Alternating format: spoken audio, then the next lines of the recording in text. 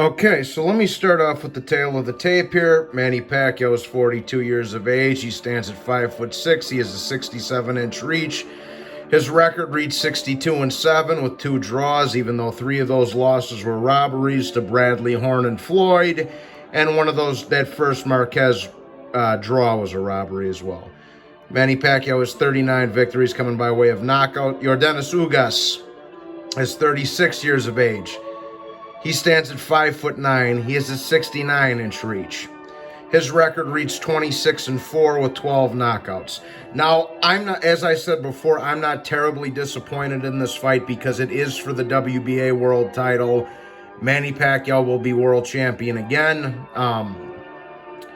Yordenis Ugas, he also doesn't have a tremendous amount of reach on Pacquiao like Errol Spence did. He has a 2-inch reach advantage, but it's not a 5-inch reach advantage like Spence did. Yordenis Ugas is also an orthodox fighter, whereas Spence was a southpaw.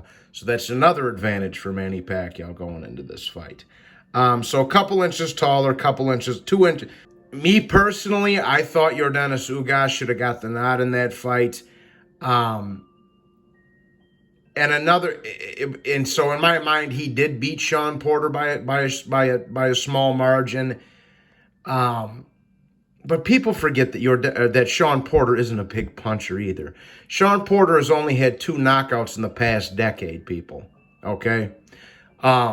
He's not a big puncher either. The only 2 people he's knocked out in the last decades were Paulie Malignaggi and Andre Berto's bitch asses. Now, Yordenis Ugas, in favor of Yordenis Ugas, he does have good hand speed. He's pretty good at putting his punches together. He's a good body puncher. However, he is taking this fight on 10 days notice, allegedly at least.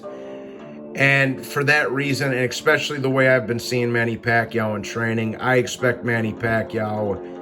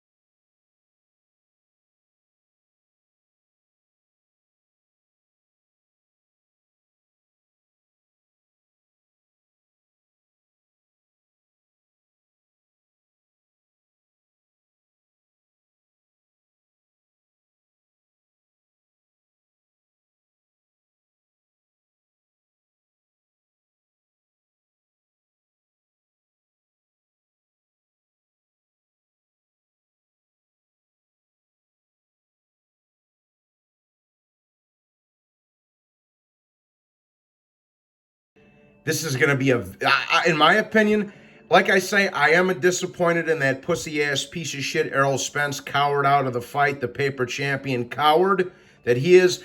But I tip my hat to Yordenis Ugas for having the balls to step up to the plate on such short notice. And all things considered, guys, this is 2 top 5 welterweights going at it. Okay? It is. In my opinion, that list would go, Pacquiao, Spence, Crawford, Ugas, Porter. Virgil Ortiz is on the cusp of that top 5, in my opinion, right now. And then you got Danny and the rest of them fucking guys. But I do think this fight is going to be a straight up war. I think it's going to be a very, very entertaining and fun fight while it lasts anyway. I think Ugas, like I say, Ugas comes to fight, man. He's got quick hands. He's tall. Very good amateur background. And in my opinion, he beat Sean Porter. So this is a good fight for Pacquiao, people. It's still going to be a fun fight. So just because it isn't Errol Spence, it's still for a world title. It's still against the top 5 welterweight, guys. So yes, we're all disappointed that Errol Spence isn't the fight, but Ugas is a very, very good replacement. And again, this is for a world title. This is against another guy in the top 5. Okay, this is a guy who, in most people's opinions, beat Sean Porter out in a good fight. Again, though, I don't think Ugas is going to be able to keep Pacquiao off of him, though. Pacquiao's key to this fight is to get inside on Ugas, in my opinion. Don't get put against the ropes like you see Ugas doing to these guys here. Watch out for the body shots and the overhand right, like you just saw there. And just make a fight out of it. And I think Manny Pacquiao will eventually prevail in this fight. I think Ugas is going to give him some trouble with his hand speed and his relentlessness initially, but Pacquiao will adapt to it.